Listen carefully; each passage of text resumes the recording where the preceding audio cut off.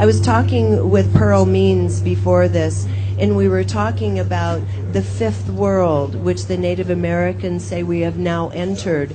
And the fifth world has more to do with the reemergence of feminine principles and feminine energies, which have to be there to counterbalance the masculine, which we've been living in the last couple thousand years. And I said it was so interesting that my observation is, in this event, over and over and over, this feminine geometry keeps coming up. So with that, I will go ahead and introduce Michael. So throughout the conference, one of the things I've witnessed is this geometry based on the toroid, which is a feminine geometrical form. And the torus appears to drive creation of matter as it folds in on itself and perpetually replenishes. So it's interesting, all this is coming together. That also means collaboration. The feminine is about collaboration and inclusiveness. Everything you've just seen in the last presentation and all these presentations is about a new, deeply entrenched and growing spirit of collaboration, even down to a fundamental level of energy and the discovery of this toroidal form at the base of it. So now going to Michael's part. This toroidal, this is perpetually replenishing, this toroidal energy, right? So then what civilization placed massive numbers of toroid or donut-shaped stones across a vast swath of South Africa soil thousands of years ago? And why did they place them there? Michael Tellinger says these strange stones appear to be placed there as a source of energy production. And they do indeed produce energy, as he was dragged off of a flight recently to have his baggage examined when he bought one superb example of a donut stone with him. It set off all the alarms, and he was brought into questioning by TSA over this stone. Michael is here today to tell us what he's learned about these circular stones and the circles that they are created from. And he also has gone to the wonderful effort of having scientific scrutiny of signatures of heat, of vibration, and sound emanating from these stone circles. No one knows how ancient they are. They could have been there for tens of thousands, hundreds of thousands of years. No one even knows what they are. So with that, let's welcome Michael Tellinger.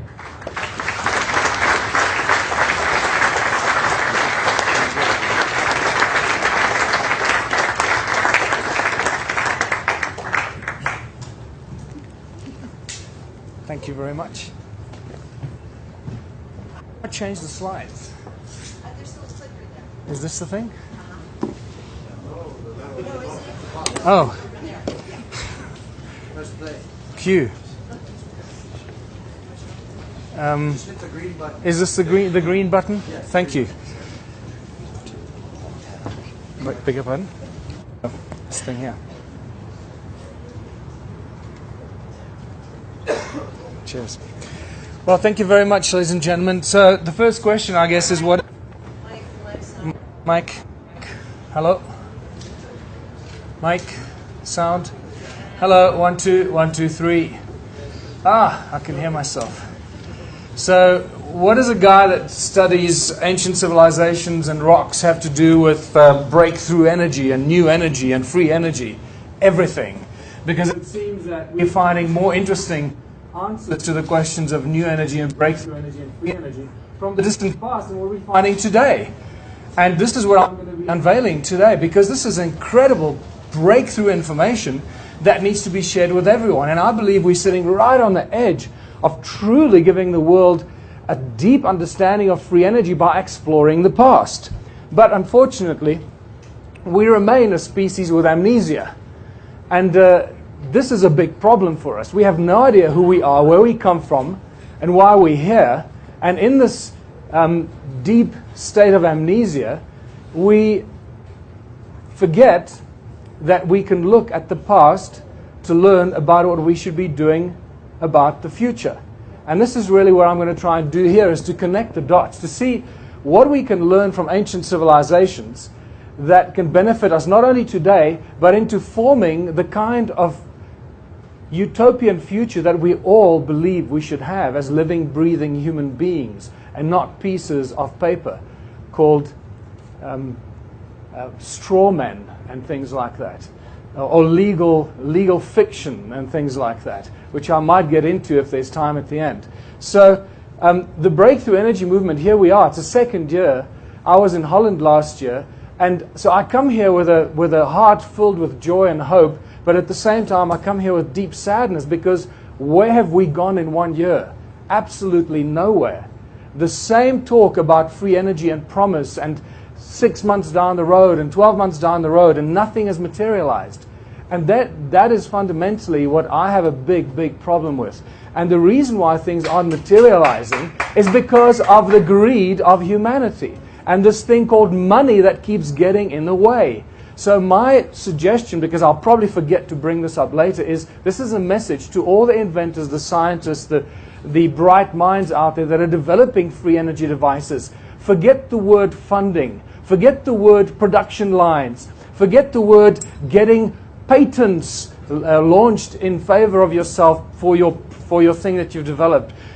Give it free to the world, people. It's all about free energy.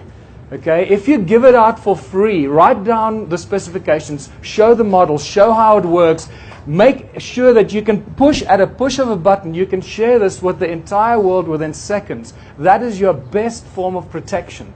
Because if you do not do this, you may just disappear. And the same kind of horrible things are going to start happening to you the more you close the information to the rest of the world. Share your information. Let the spreading of this become your own security. And I speak from personal experience here, going up against the banks in South Africa, because I believe the reason why I'm still standing here is because we made everything as public as we could. Every single time we were in court, we broadcast the court files, the audio files. We made sure that everything went out on the internet to everybody as quickly as possible. So, new energy. We are searching for free energy. That's the key word here. Free energy. Why are we searching for free energy? One of the most important areas that I see we completely ignoring here, most of us are ignoring this, is the source of energy, and that is sound. The source of all things in the universe, sound and resonance. And the reason I say this, because this seems to be the primordial source of all things, from whence all things come. Free energy. Why are we looking for it? Because we've discovered free energy over and over and over again. And yet we're still looking for it. And the reason is because energy is the most fiercely guarded sector of all industries, even far more so than the pharmaceutical industry, which is killing us and poisoning us on a daily basis. But it's through the suppression and the control of energy that we are most enslaved, more enslaved than most of the other sectors. And this is really the hurdle that we need to look at to cross as quickly as we possibly can, because that will truly liberate humanity to reach our potential as divine co-creators of our own future reality. So, free energy has been discovered. What are we actually doing here? Still looking for free energy or alternative energy. What we're doing here is we are trying to outsmart and circumvent those that have stopped the flow of free energy. And these are these characters called the banksters and their private money. And it is these banksters and these secret societies, as Sasha Stone calls them, the Babylonian clan, that clan that goes back thousands of years. These guys love to show off and hide their symbolisms in plain sight, shoving it in our face. It's on the money that we use. It's everywhere around us. And this boasting with what they're going to do to us and how they're going to manipulate humanity is all around us. It's not just something that's been used recently. It goes back thousands and thousands of years. So the money stops the flow of free energy. Remember, without money, all energy is free. That is an important connection to make. And no hurdle to progress will prevent us from reaching whatever energy we want to develop. So, human origins provides the answer. And I'll come back to the species with amnesia and the great human puzzle, the three fundamental questions that most of us have been asking ourselves most of our lives. Who are we? Where do we come from? Why are we here? The fact that we don't have answers at the click of a button or the snap of my fingers means that we don't know. We're speculating, we're searching for these answers. We are truly a species with amnesia that is waking up, from this amnesia. And this is why these conferences are so critical and vital to help us wake up and help being the seeds of consciousness to wake up all those around us, just like David Icke has told us. And I'm so excited to hear this is happening, because I didn't even know that the People's Voice was at such an advanced stage of becoming a reality. So what we find when you start looking at the origins of humankind and the origins of all things, that sound and resonance become the common denominators of all creation stories. It doesn't matter where you look, and eventually you will find that it's sound and resonance that come into play. And in Christianity, the word, the the Egyptians sang the word, the universe was sung into creation. And my favorite, the Aboriginal sacred songs, the 3 sacred songs, and brought everything into creation.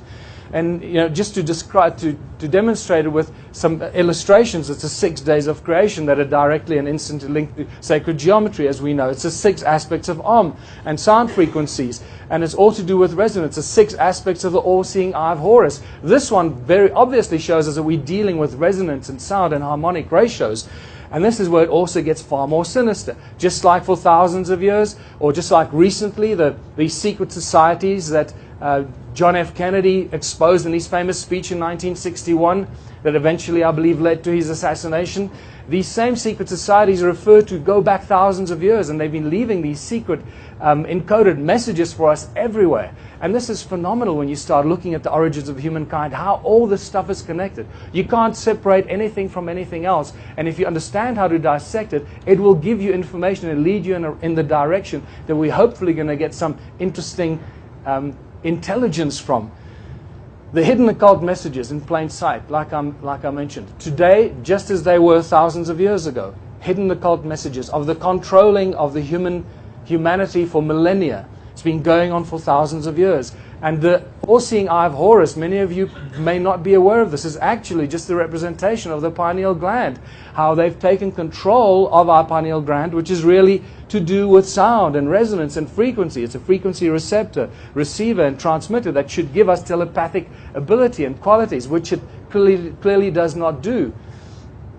The all-seeing eye of Horus, taking control of humanity. We're seeing these strange bird-like creatures in ancient times taking control through pine cone-shaped tools of this pineal gland of ours and controlling our DNA. Notice what is on this creature's right hand.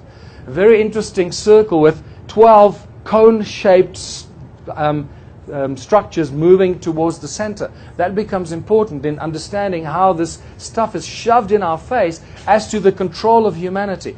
Controlling the pineal gland, controlling our DNA or tree of life with sound and frequency. Now say sound and frequency. See that thing on the guy's hand? Once again, looking at that. Because the sound and frequency control continues today through the mainstream media. The all-seeing eye of Horus over there, still controlling us. And on the right here is just half of that thing that the guy had on his wrist. 6 of those cone-shaped emblems, or logos, going into the center, showing us that they're still controlling us with sound and frequency. The primordial source of control in creation. So what is sound? Actually, this is a beautiful question that there are many, many answers to that we can't go into, because that on its own is probably a full week's presentation of understanding what sound truly is. And I would also like to refer you to the brilliant work of Don Estes, who's out in Los Angeles, and study what Don Estes is doing and finding out about sound. I was going to show you this video, but we have very little time today, so I'm going to ask you to go look at this for yourself. All of this stuff is out there on the internet, on YouTube. Go look up the Simoscope, John Stuart Reid's brilliant work, and look at how they manifest physical form and physical shape out of the human voice. But when you take this a little bit further and you look at some of the stills of these bubbles of sound of human voice, you start recognizing what? I see. This is a. Is this a pointer? No, it's not. Sorry. You start recognizing the symbols that inspired or structures that inspired religious symbols, and it's just spectacular. You see how sound starts connecting all this stuff together, and when you drill deeper into it, I don't know. Did you see that? Did you see this? Can you see the cross in the sound bubble here? Right in the center of the sound bubble, at the cross section. And when you drill deeper into some of these CymaScope beautiful images, you see it. Oh, I'm going the wrong way here. You see it even better. There, I mean, that is as clear as daylight that we're dealing with the source of sound being the inspiration for religious symbols that have taken control of humanity through disinformation. You realize that all the crosses of ancient times and have actually come from the inspiration of sound being the source of things. And it's just everywhere when you start looking at it. The carved crosses in rock in Africa that are referred to as Mabona, the Lord of Light, and sound, by the way, as well. Even the medicine wheel in Native American culture is just a cross in a circle that tells us that sound heals, and with sound you can do everything. Even the swastika has its origins in sound. The universe vibrates in harmony, in coherent unity. The entire universe itself has a prime resonance frequency. And I want you to just think about this for a while, because it is within this prime resonant frequency that encapsulates the entire universe and the multiverses that it finds itself in. If it didn't vibrate in absolute unity and harmony, it would be in dissonance. It would be incoherent. It will start breaking apart. It won't remain in unity. And therein lies the interesting challenge for humanity, to come together from dissonance and disharmony and start uniting and understanding this universal principles of coherence and unity. And in understanding how the entire universe vibrates in perfect harmony, gives us a clear indication of where we should be going as a species into the future in perfect united harmony. And I believe that this is what Gene Rottenberry actually meant when he introduced us to the prime directive, is actually referring to the prime resonance frequency of the entire universe. If you go against that, you will basically kickstart your own demise. You cannot resonate against the entire harmonic resonance of the universe. You will destroy yourself. Now, with this understanding, we need to move forward and stop destroying ourselves and vibrating in coherent unity. Sound and resonance. It levitates, it boils water, creates light, spontaneous generation of DNA. It heals, it destroys pathogens. It melts metals at body temperature at around 104 degrees, the hardest metals that you can find. It's a precursor to electromagnetism, electromagnetic fields. In 2011, Luc Montagnier discovered that you can spontaneously generate DNA just by exposing it to 7 hertz. And for this, he was excommunicated. I heard the other day that he now lives in China. Instead of winning a Nobel Prize, he had to go into hiding. Peter Davey, this is one of my favorite examples of what sound can do. And Peter Davey inadvertently gave us free energy. I'm saying free, it's sort of getting there, right? Because from 1940, this guy's been boiling water with sound. Okay, now this is the first video I'm going to show you, because last year I don't think I showed this. Can we just have a look at this?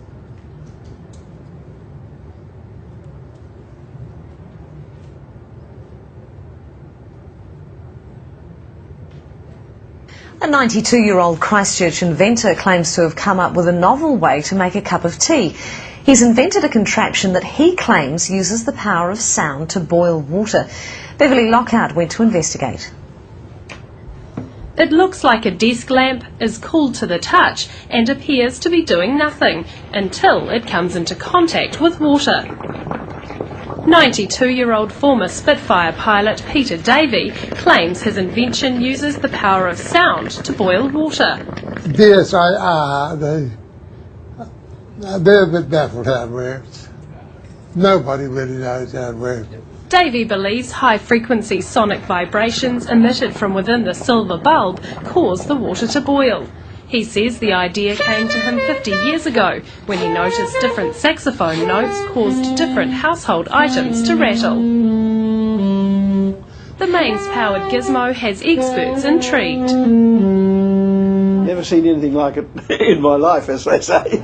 Professor Williamson has his doubts about Davey's acoustic theory and suspects there are 2 simple electrodes inside the boiler. It's the conductivity of the water that provides the path for the current and provides the resistance to give the heating. I'm careful that I don't divulge everything. I'm waiting to get a manufacturer that's prepared to put some money into it. And if he does get it on the shelves, he's already got one interested customer. If I saw one in a shop, I'd buy one, because I think they're interesting little bit of technology. However it is they work. But for now, Davey is savouring his gizmo's success and sticking to his own unique theory on how it works. Beverly Lockhart, 3 News. So inadvertently, Peter Davey came very close to giving us free energy, because how much water do you want to boil? If you can boil water with sound, how much water do you want to boil? With a sound frequency generator and a car battery and a solar panel, how much water do you want to boil? That can drive the turbines, that can replace the coal, that can replace the nuclear reactors. How much water do you want to boil? And unfortunately, guess what happened? Money got in the way.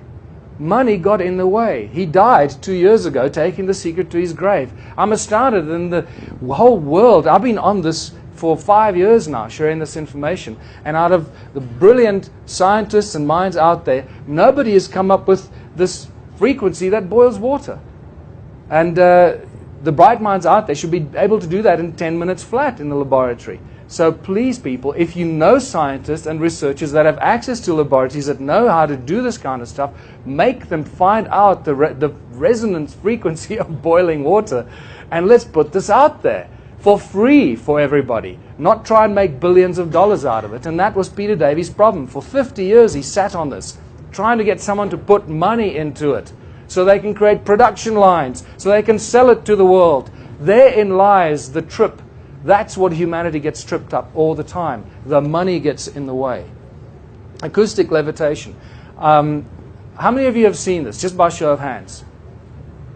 Okay, good, not too many. So let's show this, because I don't want to bore you with this stuff. David Deek, by the way, has disappeared. I spoke to a lady at Contact in the Desert that used to work with David Deek in the military. Most of the stuff was done while he was working for the military. He has disappeared. She can't trace him. I don't know what happened to him. This is a rare video of acoustic levitation, using sound to levitate matter.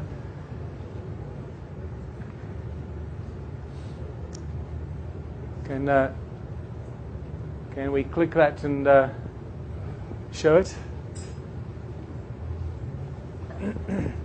Not working? Okay.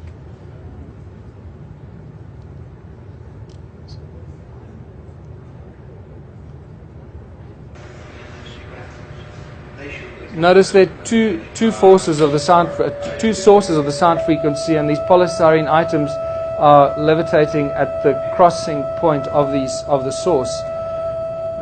And you can make it spin, you can make it bounce up and down, you can make it rotate, you can make it tumble, and you'll notice all these amazing things that he does with it.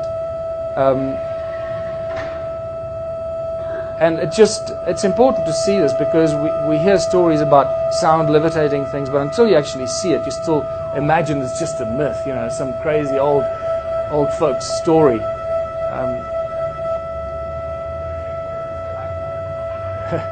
Yeah, what? Icon, yeah. Notice this subtle frequency change, how it tumbles and spins and does all kinds of interesting things.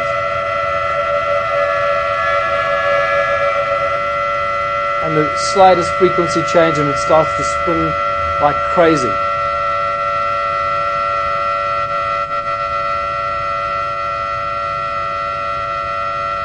So you can let your mind run wild and imagine the applications of sound doing things, not just levitating, but creating drilling technology and pumping technology and anything you can imagine.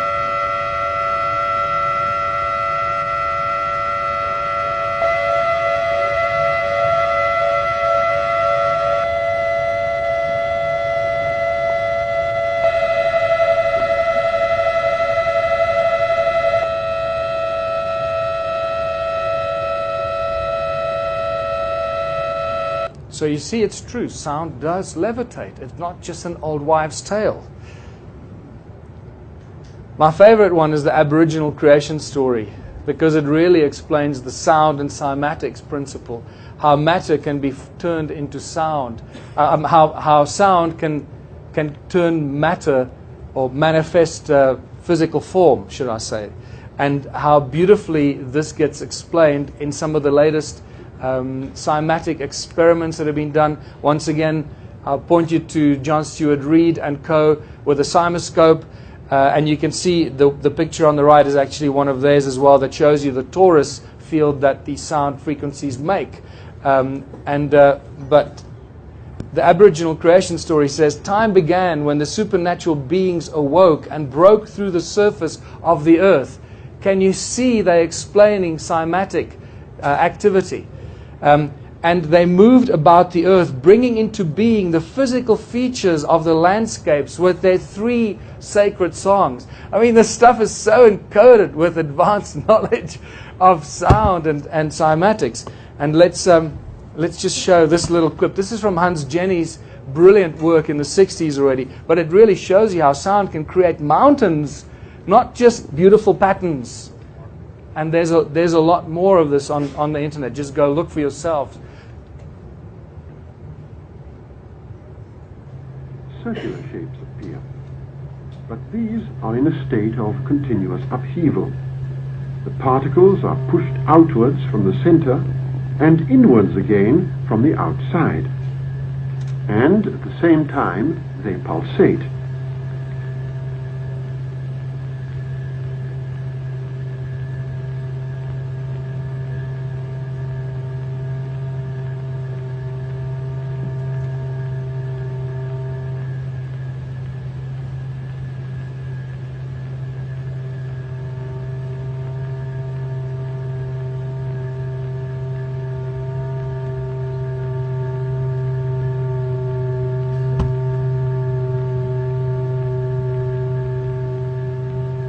We can recognize the various patterns of the vibratory fields.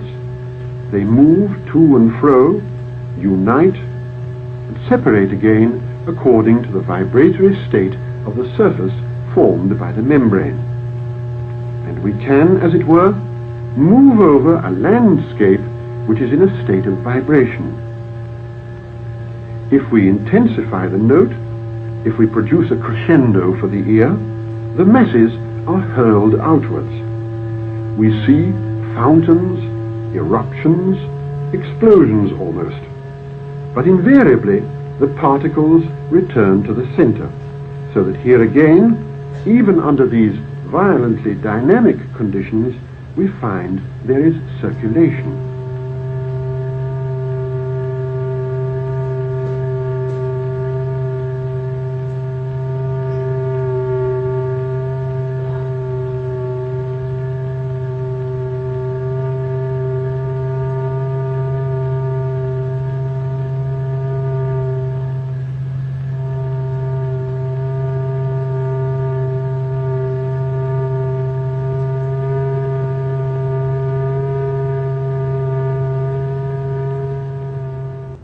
So there we witness the supernatural beings rising through the surface of the earth, bringing into form the mountains and so forth. So it's just a beautiful example of that.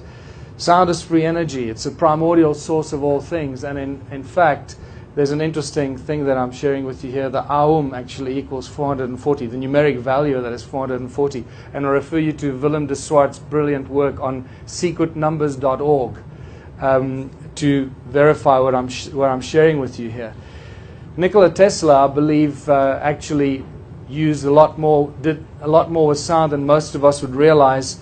And one of his most ignored statements is that the earth rings like a bell, and if you tap into the sound frequency of the earth, you've got an inexhaustible source of energy.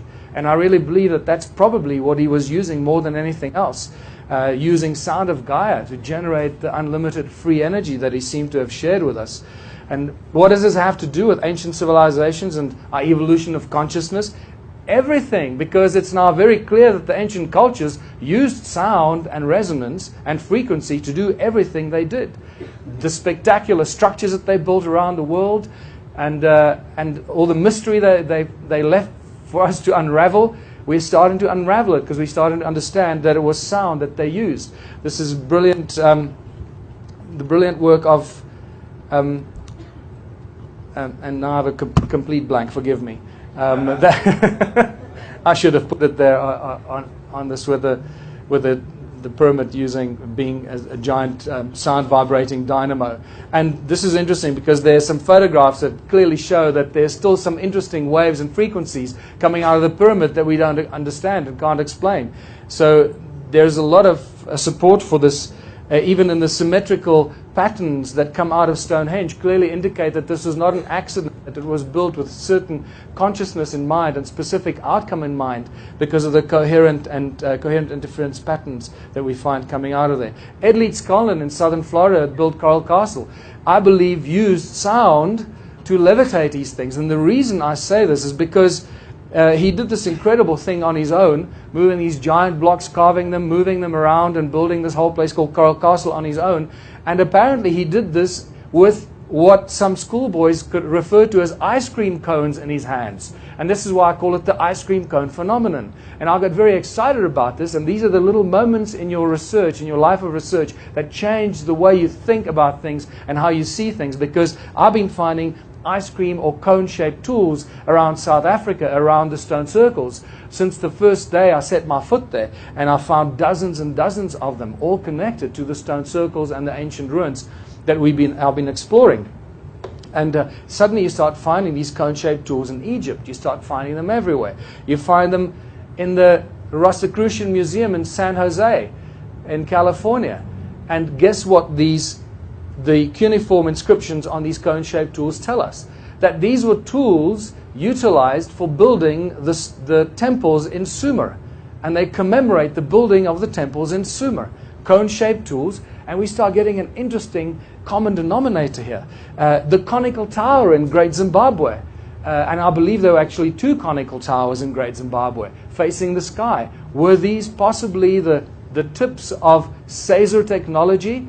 I believe that you understand why I make these outrageous claims. I was just recently told by people that have been working on the Bosnian pyramid that they've been finding dozens and dozens of cone-shaped stones in the Bosnian pyramid among the artifacts they've been collecting at Sam Osmanagic. I need to ask him to send me some photographs. And then in our eyes, we've got rods and cones, right? So when we see movies like Superman, I believe that this is really our gift, to be like Superman, to do things with our eyes because of the cones in our eyes. And you'll start seeing why this is not as outlandish and outrageous as first might meet the eye. In the 11th century, sorry, I missed that completely, the history of Southern Africa is all about gold. By now you should know this. If you don't know this yet, this is why this is the golden goose, and this is why Southern Africa has always been stable. It's never been quite out of control, because this is what Cecil John Rhodes made very, very sure of, that it was stabilized for the crown, because that's the goose that lays the golden egg, and they cannot destabilize the goose that lays the golden egg. And this is why it's one of the best kept secrets in the world. And I hope to keep it that way, because I want the whole world to come to Southern Africa. So in the 11th century, we're told by Ahmed al-Biruni that describes the prosperous gold exports from the port of Sofala. Now, there's a whole lot of important information about this, but what's fascinating about this is that for about 700 years, along the east coast of Africa, they traded with these beads that were apparently worth their weight in gold. Now, our historians put this in the history books and then we forget about it. It's an interesting curiosity, but we got to stop and say, why on earth would beads be worth their weight in gold? It doesn't make any sense. Here's a hand of gold, there's a hand of beads. What are you going to take? Right? You'll take the gold. So why on earth would somebody make the statement, and why would this have been the case for about 700 years? This is a critical bit of information, and you'll see why it connects directly to the beads and their shape, and I think you already know what I'm talking about. The history books claim that Southern Africa was sparsely populated. Well, unfortunately, that theory gets blown right out the water by the stone ruins and the ancient sites that we've been discovering and sharing with the world. There are many, many of them, and unfortunately they've been under attack, and they have millions of, let me rephrase it, thousands of them have been destroyed by ignorant government officials, forestry, farming, roadworks, town development. Thousands and thousands have been destroyed. However, there are many that remain. And unfortunately that they still fall into the realm of cattle kraal, so-called cattle enclosures that people used to keep their cattle in. And that is still what goes out in our history books. I'm going to show you just a few of them so you get an idea. If you've seen this before, please indulge me again. What's important to note that each one of them is circular, and yet each one is completely unique. There are no two stone circles that are identical or even closely resembling each other. They are completely unique. And you start seeing very interesting things as you start studying this. But because we only have an hour, I'm just going to rush through this. And you start seeing some fascinating flower-shaped patterns. Because flowers are pretty, so they built cattle kraal to look like flowers, right? But you can only see it when you're up in the air. I don't think so. So what's going on here? Notice how they connected by these channels, that everything is connected. And incidentally, Great Zimbabwe is part of all of this. Okay? It is not excluded. In fact, we'll realize that Great Zimbabwe is the head office or the major stone structure in southern Africa. Or as I now have irrefutable evidence that we can't go to in here in this short space of time, that this was actually the Sumerian entity Enki, his domain. And thank you very much, Regina. And this is what Great Zimbabwe looks like from the side. If you haven't seen it before, it's a spectacular structure. It's a very confusing structure. The current historic evaluation is it was built by the Moors around 1,000 years ago. That's it. That's where it stops. I have news for them. The problem with these stone structures and these cattle kraal is that they aligned with the movement of the sun and solstices and equinoxes, and also sacred geometry and 5-factor and so forth. And hexagons suddenly come out of it, and you realize that these cattle kraal must have obviously been built for holy cows, because otherwise these guys were really wasting their time. And when you start seeing equilateral triangles that do some really interesting things and star tetrahedrons coming out of these structures, we realize we're dealing with something far removed from basic structures, whether they were built for dwellings or cattle. It doesn't matter. This is a whole different level of consciousness. These ancient roads or channels that connect each one of these stone circles. Not one stone circle stands on its own. They're all interconnected. And this is where it really started getting my attention. When I realized that we're not dealing with individual dwellings or individual little structures for some little migrant tribes that were moving around. We're dealing with a vast network of structures that are interconnected by these channels that are not roads, as our history books in South Africa call them, roads to drive their cattle on.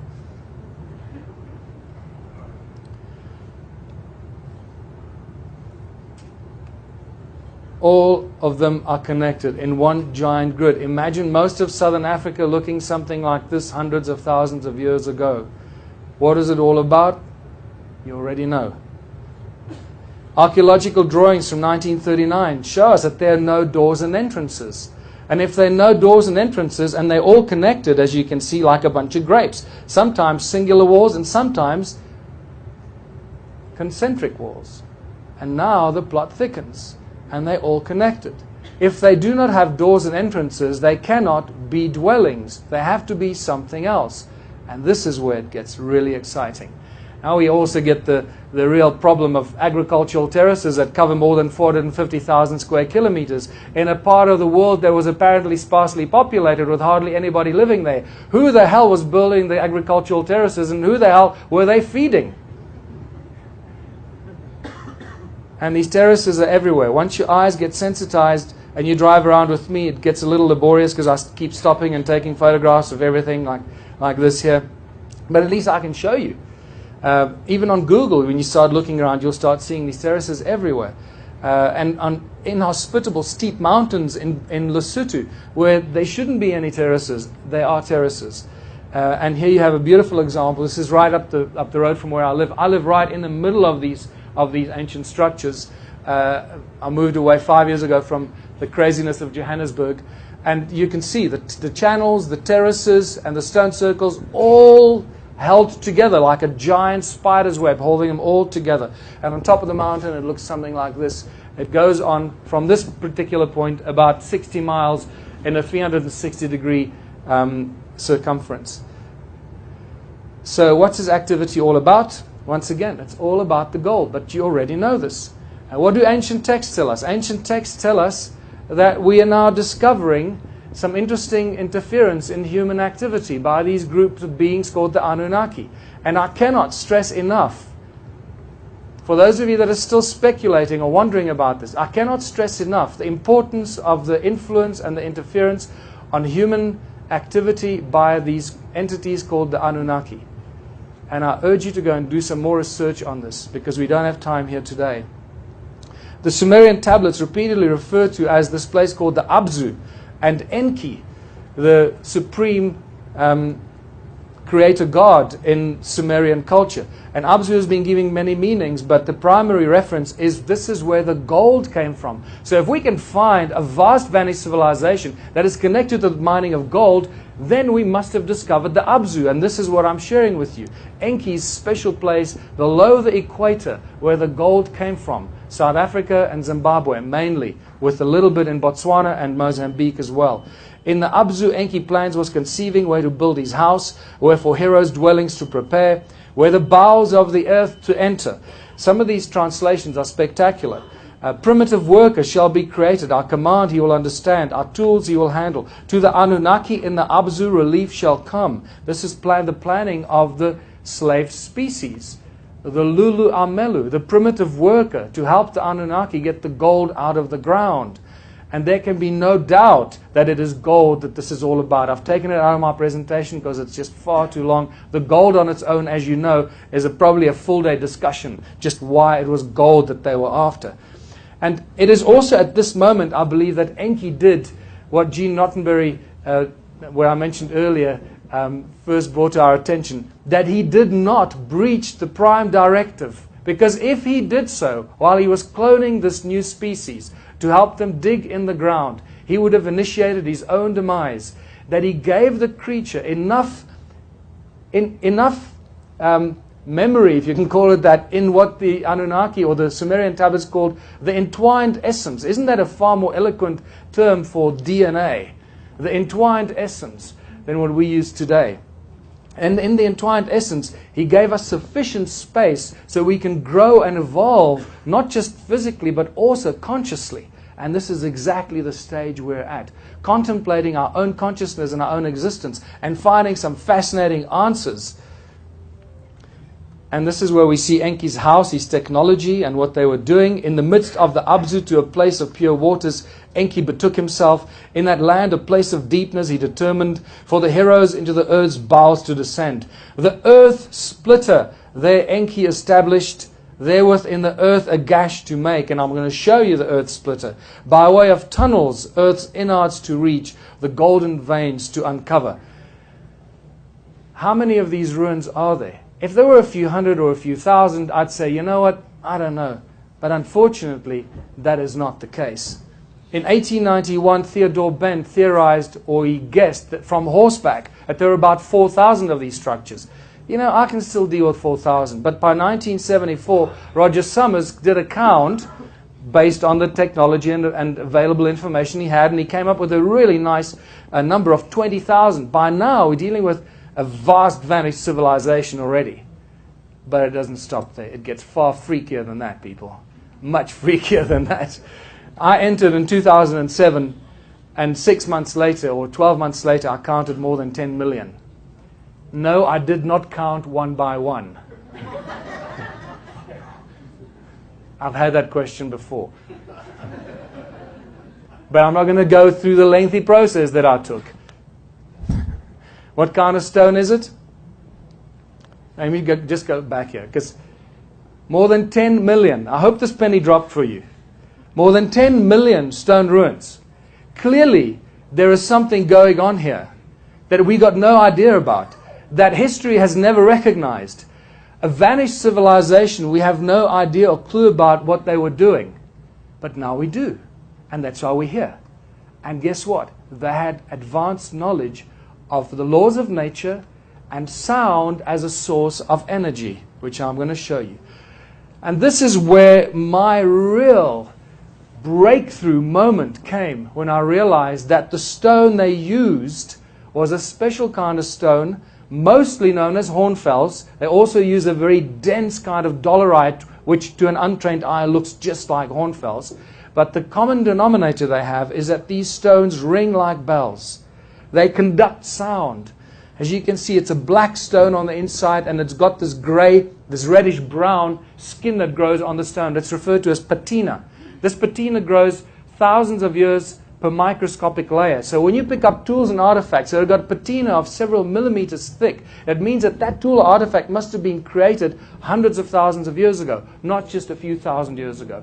So the patina on the tools and artifacts is a very clear indicator and a good scientific argument that we are dealing with extreme ancient civilizations, not just something a few thousand years old. It conducts sound and it conducts conducts energy. And these stones ring like bells. They are actually sound energy frequency generating devices, or the sources of these, that I've also figured out how they use them and what they did with them. But just to show you how they ring like bells, I created this compilation from previously quite long video clips. If you can play this.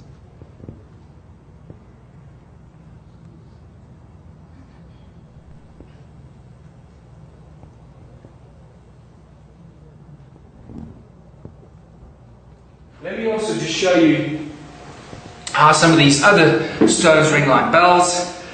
This is what I call, as you can see, we find many of these elongated stones. This one is full of patina. It's thick patina, so it's quite dull, but you can still hear the effect. And this is a beautiful one. This one actually rings at 2 different frequencies.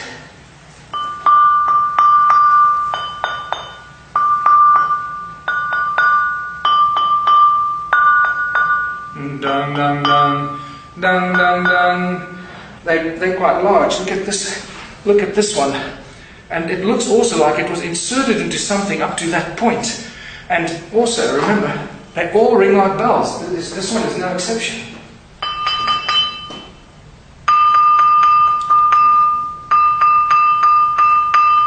Alright, and on that note, there we go. That's better. That's what you want. You realize that this thing really rings like a bell, and it reverberates for quite a long time.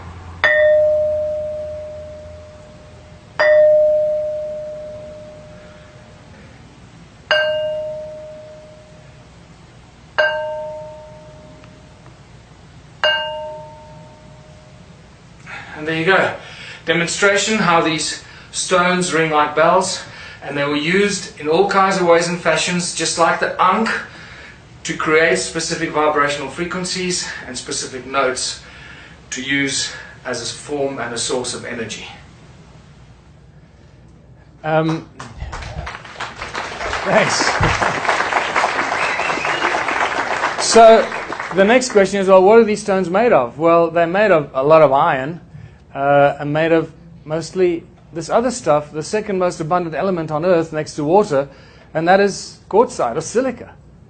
And guess what we use quartz and silica for in the most advanced technology today?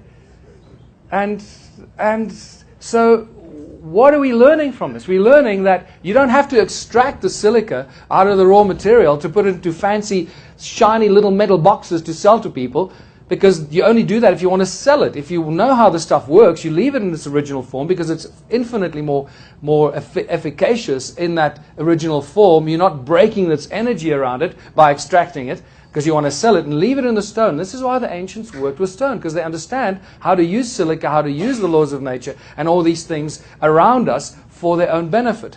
So this is what the stones... Oh, sorry, I'm going the wrong way.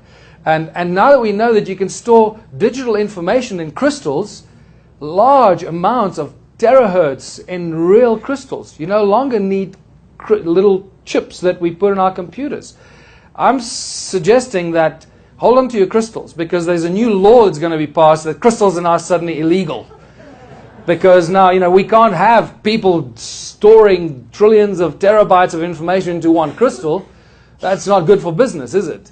So just watch this space. I'm not sure what's going to happen there. So, That's the same crystal you presented This one here? That was on the stage in Holland. So all this stuff is encoded here. Thank you very much. So I'm saying that all these ancient stone structures, whether it's Stonehenge, the pyramids, the stone circles, they all have this information, and everything that happened they encoded in the silica, in the crystal, in the stone. And some 12-year-old kid with an iPhone is going to walk up to one of these soon, plug something in and download all that information. We just don't know how to do it yet. So watch that space too. So, and it's only really in 2009 that the world was introduced to Caesar technology. Until then, we only knew about laser technology. Now suddenly they're talking about Caesar technology. Laser uses light, coherent light. Caesar technology uses sound. Bingo! Here we are, going back thousands of years, suddenly understanding what these ancients did. They didn't necessarily use light. They probably used light as well, but they most likely used mostly sound. Caesar technology, therefore the cone-shaped tools, the cone-shaped stones, the ice cream cone phenomenon that you find in all these ancient sites, from the pyramids to Stonehenge, to the Bosnian pyramid, to all over the world, to Edlitz at Coral Castle, and these spectacular cone-shaped tools that I've been finding. And then we get to the sacred stone, as it's known in African shamanic tradition. And Credo Mutwa, actually, I think in the discussion with David Icke, he says that the sacred stone, you can look through the sacred stone and communicate with people across space and time.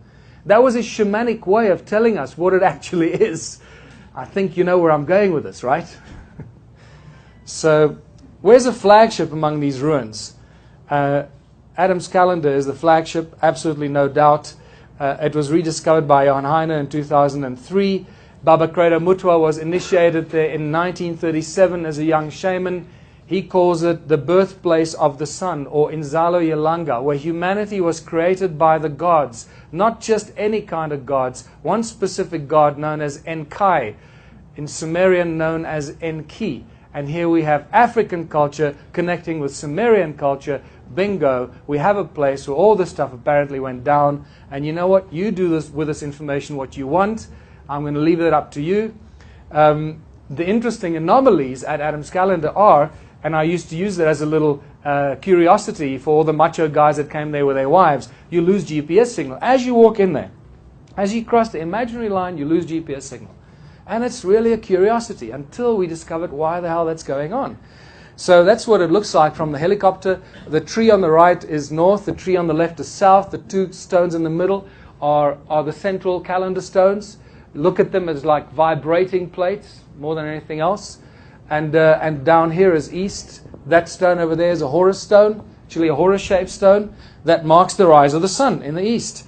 And there you go, 3D representation of it looking from the other direction. And it's over here that Credo Mutwa believes that humanity was created by the gods, in that little area over there. There's some really interesting things that we've discovered. Again, not enough time for that. That seem to corroborate that kind of crazy, outlandish statement. But you know what? You just got to go with the information that we are presented. Now, this is the other interesting thing, is when you connect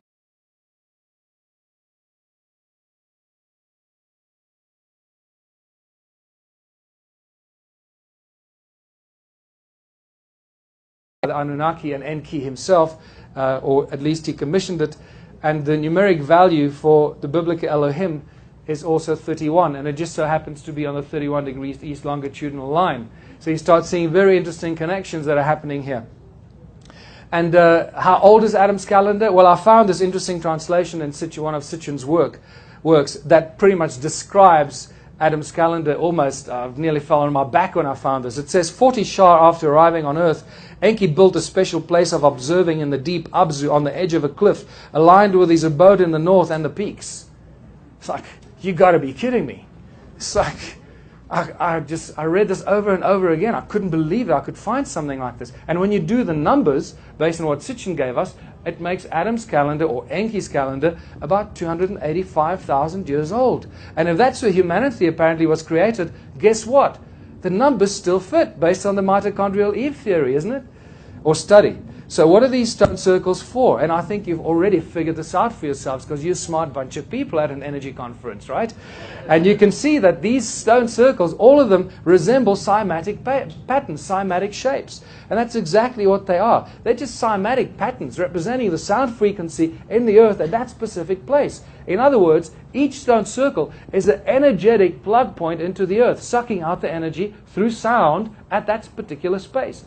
Are they all connected, making one huge giant energy grid? And the magnetron plays an important role here. Magnetron is a device we use extensively today in modern technology. And laser beams created by magnetrons can cut metal in a split second. So magnetrons are incredibly powerful things. So you can imagine how powerful a magnetron of about 20 meters in diameter is. When I discussed this with Kevin Orlovsky yesterday, and I shared this with him, he nearly freaked out. I said to him, I think that one of these could create more energy than all the power plants on Earth today. And he just shook his head and said, yeah, I believe it would. So I believe that we're dealing with advanced knowledge of the understanding of the laws of nature and using sound as the source of energy. I'm going to come back to this. So we're looking at one giant energy grid, creating huge amounts of energy, all connected, all for the mining of gold and whatever else we haven't figured out yet. So the reason I know this is because we've measured it. We've measured electromagnetic activity. We've measured sound frequency. We even measured the decibels at which these frequencies come out of the walls, these stone walls. Now, I know that... How much time have I got left? 5 minutes. Is that... Oh, jeez, okay. Okay, because I'm gonna skip through this because the important thing, I need to make the connections. We've measured the sound frequencies over 300 gigahertz coming out of Adam's calendar. And I know that this doesn't make sense to a lot of you, that we're still struggling to understand what sound really is. But electromagnetic activity, it runs either horizontally or vertically. At Adam's calendar, the sound frequencies are about 375 gigahertz. Only when it's literally like you step in there and it goes crazy, right? Out there's nothing. You do this and it goes crazy. The electromagnetic fields run at incredibly high frequency at megahertz, and it's growing. In fact, when we recently measured it, it was even higher than this. And it runs horizontally around the circle, but then vertically between the two central calendar stones. And this is what you find there. So we're actually dealing with an active vortex. This is what Adam's calendar actually is. And what is it for? What were these Anunnaki all about? They were about the gold, and it seems they were taking it off the planet. So I think that one of these, and many of these around the world, could have actually been there for beaming up the gold. And for other interesting applications that we haven't considered yet. But when we get to the sacred stones, there are hundreds of thousands in Southern Africa. All the farmers have them, but that doesn't mean they're easy to find. Now, I took one of these stones with me when I came on my American tour in July. I packed it in my bag, and it's actually that one over there. It is the best specimen that I had. I packed it in my bag, and you saw Daniel Nunes, you saw these guys, and I brought it because I realized we're dealing with vortex coils and vortex technology here. So this is what it is. I'm just jumping the gun here. We've got no more time left. So, and this is why the beads were worth their weight in gold, by the way, because they represented these sacred stones that were actually given to the people by the gods that could create huge amounts of energy for all the stuff that they were doing there, connected to the mining of the gold. But this is me handing that particular stone to Nassim Haramein. But the journey there was the interesting part. And I think I'm going to end on this because we have a little bit of time. So when I was leaving South Africa, I already knew that these stones had incredible energy in them because we measured it. And I knew that I didn't know what was going on, but I knew that I needed to hand it to somebody that could do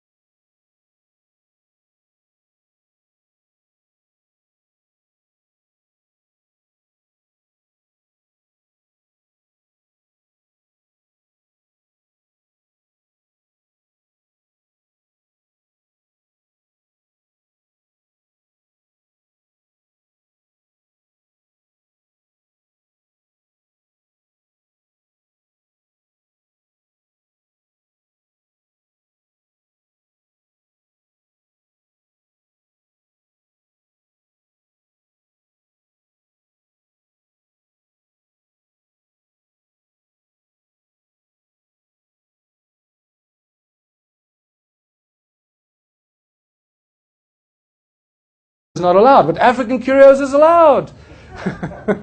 So, and it worked. I showed them the stone after taking about 2 minutes to try and open a bubble wrap because it was really tightly wrapped, and they're getting more and more nervous with every second.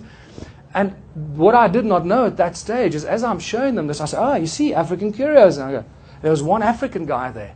And he looked at this, he went, I've seen those before, and he walks away.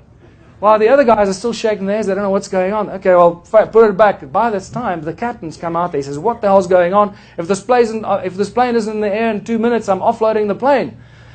So, as Louise is walking back, she heard one of the guys say, whatever is in that stone crashed the system. So, all along, I hadn't known this yet, but I knew it obviously triggered something. But all along, as I'm opening the bag, while I'm a little nervous with these guys with their fingers on the trigger, I'm thinking to myself, the stone works. So, that's the key thing here.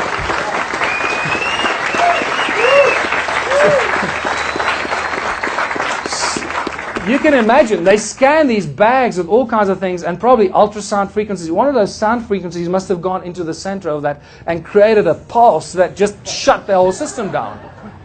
And this is what we need to work with. Vortex coil technology.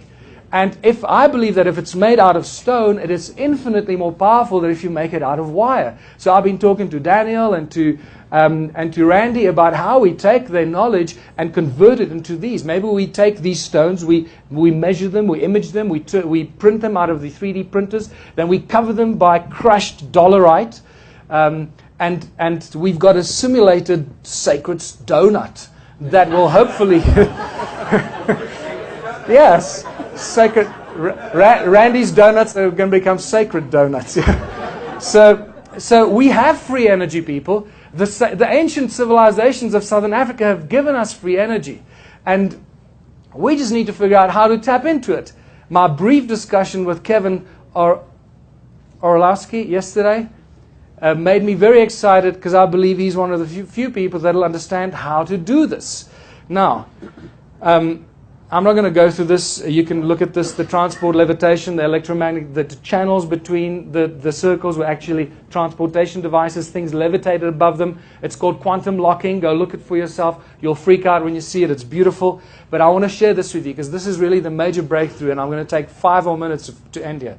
Ancient cultures knew that there was an energy grid around the world. We're only rediscovering this energy grid, and it seems to be that these ancient cultures built all their sacred temples and sites on these nodal points of this giant energy grid around the world. And this is what you find with all the ancient sites, right? And there's Adam's calendar, look, right there, bang. And the pyramid right above it. And there's something over here, I don't know what that is, but we need to check it out. So play with this. Go look on Google Earth and you'll find things. And please email me if you do find. Share it. So this is phenomenal because then you find this clay tablet. And this is real. This is not even a Sitchin translation. This comes from the Shoin collection in Oslo. And it says, in distant days, in those days after destinies had been decreed, after An and Enlil had set up the regulations for heaven and earth, Enki, the exalted knowing God, by the rules for heaven and earth, the fixed rules, he set up cities. My God, what are they telling us here? They knew that there was an energy grid that covered the earth and that this energy grid was somehow echoed in the sky. The rules for heaven and earth. This was mimicked in the sky. And there's a lot more information I can share with you about physical evidence that there is in fact this energy grid in the sky. It is also now evident that the Anunnaki were the ones that put this energy grid in the sky. 2 days before I left to come here, I got a phone call from a guy that knows how to measure this stuff. He has no idea that I'm talking about this. Out of the blue, he told me, you know what, I started measuring these weird energy grids above the North Pole and above the South Pole. They're about 20 by 20 kilometers. And I found scattered fragments of it around the world. It's like it's the remains of some ancient energy grid around the planet. And I asked him, can I quote you? And he said, no, rather not. So I mention your name. So I won't mention the guy's name because he's running a little scared at the moment. But there's a lot more information I can share with you on that front. This is exciting because remember what it says here? The rules, the fixed rules for heaven and earth. And then suddenly I discover that that David Wilcock's been talking about these rules that are encoded in the emblems of the Air Force and the Army and whatever in the military, and they refer to these bands around the earth as the rules. They don't know where they come from, but they've always been there. Well, guess what? The Sumerian tablets just tell us where they come from and who put them in place. And that suddenly brings us to what the ancient temples were, that they built on all these nodal points of this flow of energy around the planet. And this is, for me, been the aha moment of the last 4 or 5 months, linking the energy devices in South Africa, which are sure now, hopefully you agree with me that there are real energy devices, with the other ancient sites. What were these ancient sites all about? Because when you look at them, many of them, they're just too many pillars and not enough space, but we're still told that it's for the worshipping of this god and the offering of this here, and then meat over here and bread over there, and then you go to worship there, and then you go over there and you sing, and it's like, sorry, it just doesn't make any sense. It's all nonsensical, crap that they're feeding us. So what I also found that this obelisk actually rings just like a bell. When I put my ear next to this, and Hugh Newman tapped on the other side, I couldn't believe it. It's just like those stones that I was ringing. They ring like bells, these obelisks. And I realized that they're actually giant antennas. And we're dealing with advanced technology on a gigantic scale. And the fact that that too many pillars and not enough space, that these pillars were actually giant antennas, either sucking energy out of the sky or putting energy back into the sky, or possibly both. And this is where it gets really exciting, because I realize that this advanced technology on a giant scale has got nothing to do with worshipping gods and making offerings. But in fact, when you start looking clearly at these, they don't make any sense. Look, these weird rectangular structures and geometric structures that many of them don't have doors and entrances, just like the stone circles. And you realize what's going on here. And even at the Parthenon, when you look around the Parthenon, the main structure there, the remains of a lot of geometric structures. And the Greeks, by the way, didn't build the Parthenon, they inherited it. Just like the pyramids were inherited.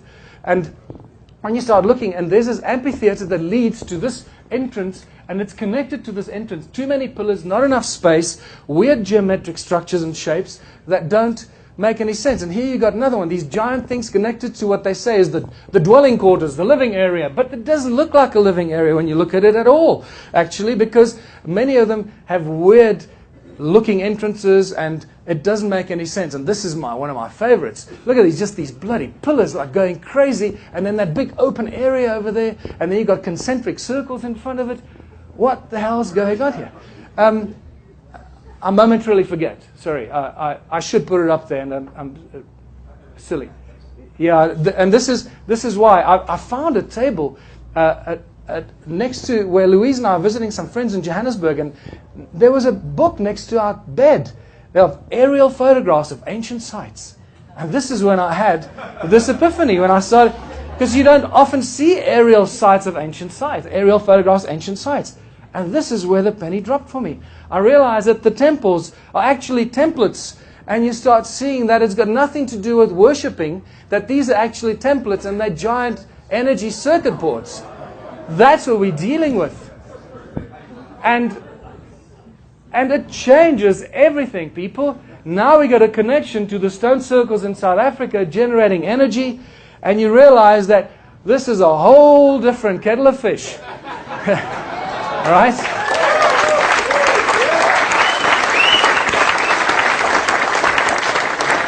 Look at this.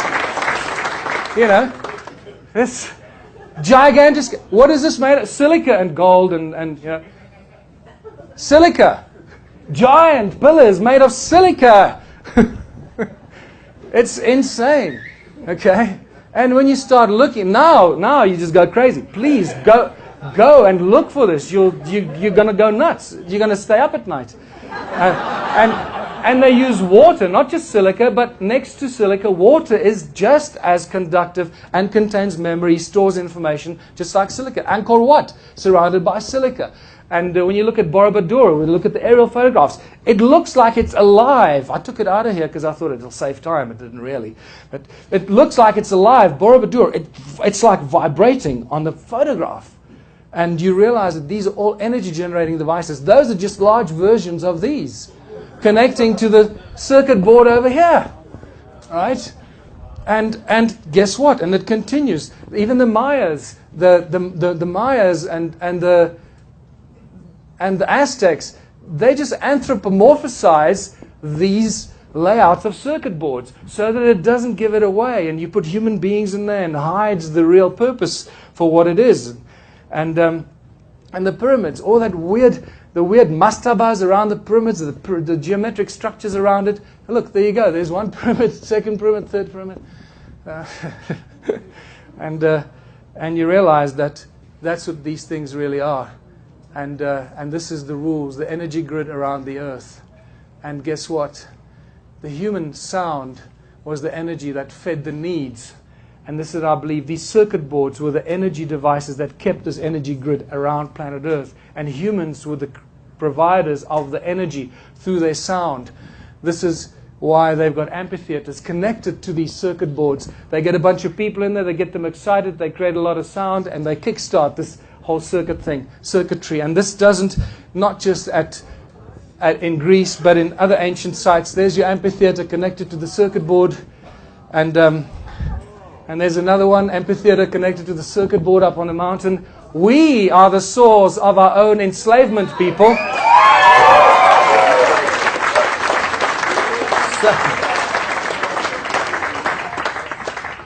And nothing has changed in 2013. Why do churches have steeples? Why, do people want to get electrocuted in there? Because they gather in there, they're filled with fear. They think God is going to kill them. Fear is a very strong energy. They sing, they chant, they do all kinds of weird stuff, and that creates energy. And that gets converted into business centers and cities where we make a lot of noise. Human beings are extremely noisy. We never stop making a noise. And it's the sound energy of humanity that seems to feed these creatures out there that feed off our energy. It's not the sound, it's the energetic vibration. It's the quality of the vibration. Well, exactly. But you know what I mean. Thank you for... Because we can still make sound, we just have to make it with the correct vibration. Absolutely. But unfortunately, most of the sound we make is driven by fear. Because remember, we are captives in a planet that is filled with fear. Our entire reality. I know that. You're not.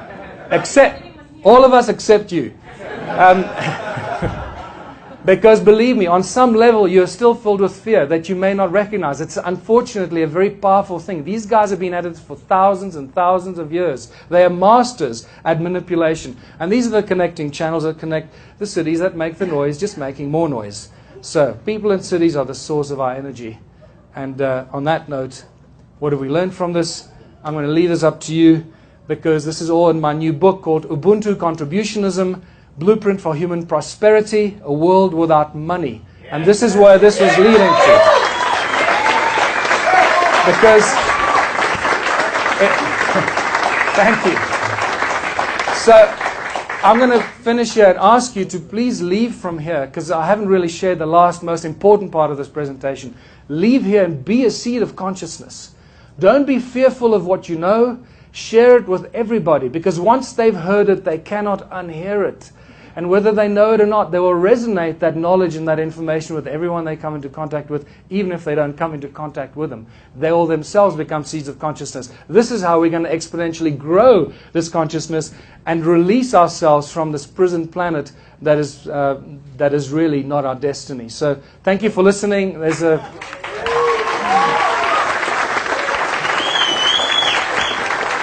Thank you very much. Thank you. That was the best one ever. No. Thank you very much, people. Thank you.